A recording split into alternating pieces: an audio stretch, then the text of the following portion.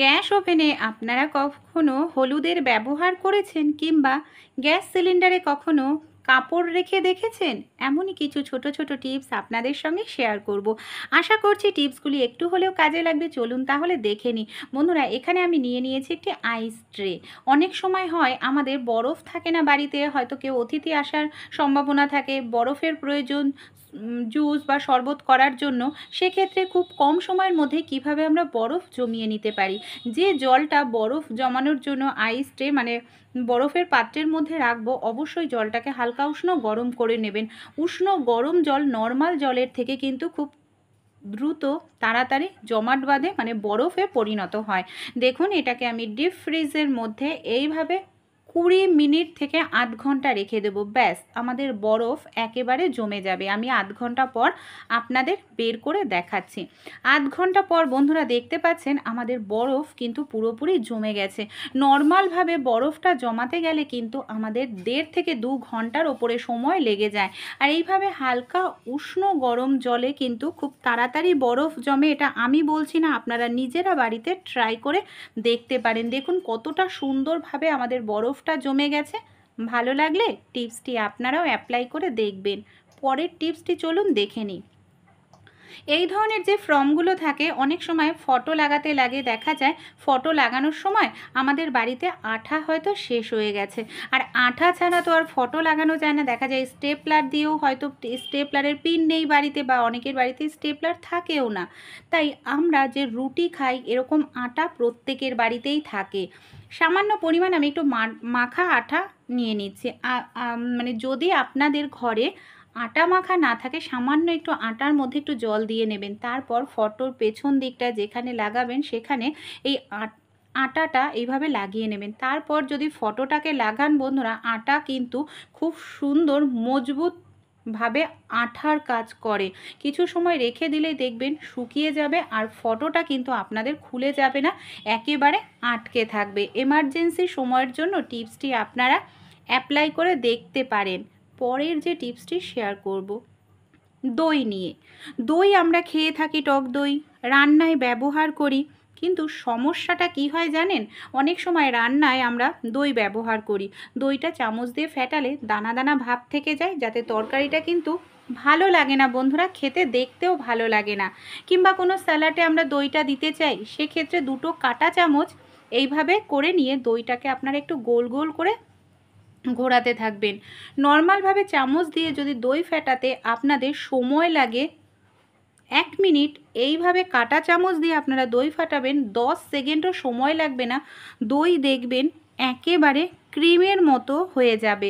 দেখুন কত সুন্দর দইটা আমার ফেটানো হয়েছে, কোনো রকম দানা দানা কিন্তু ভাব নেই দইয়ের মধ্যে।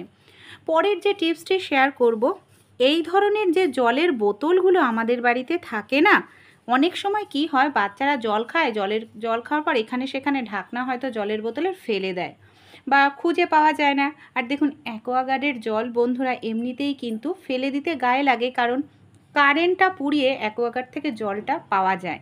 তাই জল কিন্তু নষ্ট করা উচিত নয়। এরকম নর্মাল একটি পেজ মানে সাদা পিসটা নিয়ে নেবেন। সাদা পিসটা বোতলের ওপর এইভাবে ধরে হালকা একটু চাপ দিয়ে বাড়তি অংশটাকে এইভাবে আপনারা খুলে নেবেন।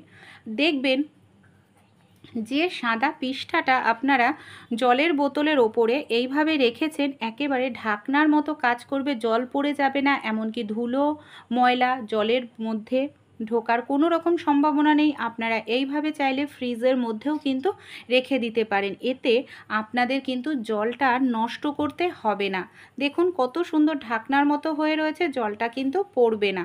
চলুন তাহলে পরবর্তী যে টিপসটি শেয়ার করব, চলুন দেখে নিই। আমাদের বাড়িতে এরকম ধরনের অনেক ওড়না থাকে কিংবা শাড়ি থাকে, যেগুলো আমরা ব্যবহার করি না। এই ধরনের ওড়না বা শাড়ি আমরা না ইউজ করতে পারি কিভাবে, দেখুন এখানে আমি যে ওড়নাটা নিয়ে নিয়েছি, ওড়নাটা 2-3 জায়গায় আমার ছিদ্র হয়ে গেছে জামা কাপড় মেলার ভুলের কারণে, তাই ওড়নাটার ব্যবহার করা যাচ্ছিল না। এই ওড়নাটাকে একদিক দিয়ে ধরে আমি এইভাবে দেখুন গুটিয়ে নিচ্ছি। পুরোটা ওড়নাই আমাদের এইভাবে এক পাশ গুটিয়ে নিতে হবে, তারপর এইভাবে সমান করে নিতে হবে।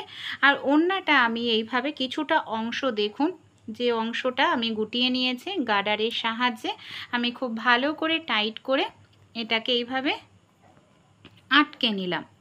এবার এটাকে আমরা কোথায় আর কি কাজে বন্ধুরা ব্যবহার করতে পারি। ওড়নাটা তো আমার রেডি হয়ে গেছে, চলুন তাহলে আমরা দেখে নিই। বন্ধুরা, আমাদের বাড়িতে গ্যাস সিলিন্ডার যদি আমরা এরকমভাবে ডাইনিং রুমে রেখে দিই, দেখুন দেখতে কতটা বাজে লাগবে, তাই না? এরকমভাবে খোলা অবস্থায় থাকলে। তাই ওড়না কিংবা শাড়ি এরকমভাবে অবশ্যই সিলিন্ডারের মাপ মতো করে নেবেন, যাতে সিলিন্ডার নিচ মতো পুরোটা মানে ঢাকা যায়। এইভাবে দেখুন আমি পুরোটা সিলিন্ডার এই ওড়নার দিয়ে ঢেকে নিচ্ছি। আপনারা কোনো সিনথেটিকের শাড়িও নিয়ে নিতে পারেন, যে শাড়ি আপনারা ব্যবহার করেন না। খুব ভালো করে ঢেকে নেওয়ার পর আমাদের যে ওপরের দিকের অংশটা রয়েছে না বন্ধুরা, এটাকেও দেখুন এইভাবে ছড়িয়ে দেব। এত সুন্দর একটি কভার তৈরি হয়ে যাবে, কেউ কিন্তু দেখলে বুঝবেই না যে এটা আপনাদের গ্যাসের সিলিন্ডার। আর প্রত্যেকের বাড়িতেই কিন্তু এই ধরনের এক্সট্রা আমাদের গ্যাসের সিলিন্ডার থাকেই, তাই এই ধরনের সিলিন্ডারগুলোকে এইভাবে গুছিয়ে রাখতে পারি। ওপরে আপনারা কোনো ফুলদানি বা শোপিস এইভাবে যদি রেখে দেন, দেখুন কতটা সুন্দর লাগছে দেখতে, তাই না?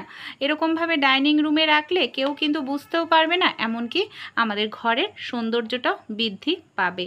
ভালো লাগলে ছোট্ট টিপসটি আপনারাও কিন্তু অ্যাপ্লাই করে দেখতে পারেন। আশা করছি টিপসটি আপনাদেরও কিন্তু করলে ভালো লাগবে। চলুন তাহলে পরবর্তী টিপসটি আমরা দেখে নিই। আমরা যে এই ধরনের আর্টিফিশিয়াল জুয়েলারিগুলো পরি না, কম বেশি প্রত্যেকেই কিন্তু পরে থাকি এই ধরনের আর্টিফিশিয়াল জুয়েলারিগুলো।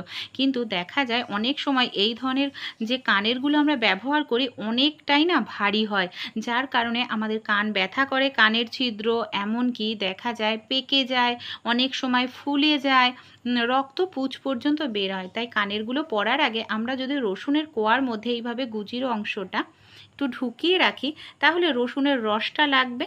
আর রসুনের রস অ্যান্টিসেপটিকের কাজ করে আমরা প্রত্যেকেই জানি। এর ফলে কিন্তু কোনো রকম কানের ছিদ্রতে ইনফেকশান হওয়ার সম্ভাবনাই থাকবে না। পরের যে টিপসটি শেয়ার করব, আমাদের বাড়িতে কম বেশি এই ধরনের পাত্র অনেকেরই থাকে। দেখা যায় হয়তো পাত্রের ঢাকনাটা কোনো কারণে হয়তো নষ্ট হয়ে গেছে, পাত্রটা আমরা ইউজ করি না। তো এই পাত্রটাকে কিন্তু আমরা রিইউজ করতে পারি। কিভাবে দেখুন, আমি এখানে 6টা গার্ডার নিয়েছি, 3টে গার্ডার এইভাবে আমি লম্বালম্বি করে লাগিয়ে দিচ্ছি। দেখুন এইভাবে আরও 3টে গার্ডার এইভাবে লম্বালম্বি করে দিয়ে দেব। ছোট ছোট অনেকগুলো কিন্তু খোপ মতো আমাদের এখানে তৈরি হয়ে গেল। এবার এই যে আমরা তৈরি করে নিলাম, এটাকে আমরা কোথায় আর কি কাজে আমরা ব্যবহার করতে পারি। বন্ধুরা, আমাদের বাড়িতে শোকেসে ড্রেসিং টেবিলের সামনে এই ধরনের কাজল, লিপস্টিক, নেল পালিশ এমনভাবে ছড়ানো ছিটানো থাকে, দেখতে ভীষণ বাজে লাগে। এমনকি একটা আনতে গেলে আর একটা উঠে আসে, আরও এলোমেলো হয়ে যায়।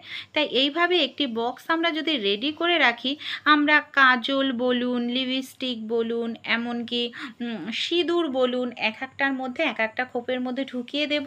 এর ফলে একসঙ্গে থাকবে, তবু কিন্তু একসঙ্গে মিশে এলোমেলো হবে না। আমাদের যখন যেটা প্রয়োজন সেটাই আমরা এর ভেতর থেকে বের করে নিতে পারবো। এমনকি জায়গাটাও আমাদের কিন্তু পরিষ্কার পরিচ্ছন্ন থাকবে। পরের যে টিপসটি শেয়ার করব বন্ধুরা, এখানে একটি পাত্র আমি নিয়ে নিয়েছি। পাত্রের মধ্যে এখানে দেখুন আমি নিয়ে নিয়েছি কিছুটা পরিমাণ হলুদ। হলুদের মধ্যে এখানে দেখুন আমি দিয়ে দিচ্ছি কিছুটা পরিমাণ বেকিং সোডা বা খাওয়ার সোডা, যেটা আমরা খেয়ে থাকি। হলুদ আর বেকিং সোডাটাকে বন্ধুরা খুব ভালো করে দেখুন এটাকে না দুটোকে মিশিয়ে নেব। তারপর এখানে দেখুন আমি নিয়ে নিয়েছি কাগজ, এরকম 2 টুকরো করে নিয়েছি। আপনারা চাইলে বেশি পরিমাণেও কিন্তু এইভাবে তৈরি করে নিতে পারেন। এবার কি করব, আমি এখানে নিয়ে নিচ্ছি 1 চামচ পরিমাণ এই মিশ্রণ, দুটোর মধ্যেই 2 চামচ এইভাবে মিশ্রণ আমি এখানে ঢেলে দিলাম। এবার এটাকে কি করব, খুব ভালো করে এইভাবে আমরা মুড়িয়ে নেব, যাতে কোনোভাবেই না বেরাতে পারে। এটা কিন্তু ভীষণ একটু উপকারী কাজে আমরা ব্যবহার করতে পারি, অনেক বড় সমস্যা সমাধান হবে। আপনারা এরকম একটি টুথপিক নিয়ে নেবেন, টুথপিকের সাহায্যে খুব ভালো করে ছোট ছোট করে আপনারা অনেকগুলো ছিদ্র করে নেবেন। দেখুন এইভাবে কিন্তু টুথপিক দিয়ে আমি অনেকগুলো ছোট ছোট করে ছিদ্র করে নিচ্ছি। আপনারা চাইলে এই ধরনের কাঁটা চামচ দিয়েও কিন্তু ছোট ছোট করে ছিদ্র করে নিতে পারেন। এবার এটাকে আমরা কিভাবে আর কি কাজে ব্যবহার করতে পারি বন্ধুরা, দেখুন আমাদের রান্নাঘরে রাত্রিবেলায় যেই আমরা লাইট বন্ধ করি, দেখা যায় ছোট ছোট আরশোলারা ঘুরে বেড়াতে থাকে। শুধু আরশোলারা নয়, সেই সঙ্গে ইঁদুররাও ঘুরে বেড়াতে থাকে, টিকটিকি, আর এমনকি রান্নাঘরটার মধ্যে নানা রকম জীবাণু ব্যাকটেরিয়ার সংক্রমণ বেড়ে যায়। তাই রাত্রিবেলায় যদি এরকম একটি মিশ্রণের প্যাকেট দিয়ে রাখতে পারি, ছোট ছোট ছিদ্রের কারণে খুব সহজেই গন্ধটা বের হবে, যে গন্ধের কারণে আরশোলা, টিকটিকি, ইঁদুর এই গ্যাস ওভেনের আশেপাশে আসবে না। এমনকি আপনারা পরের দিন সকালে এটা সরিয়ে রাখলেন, 7-8 দিন পর্যন্ত ইউজ করতে পারবেন। তারপর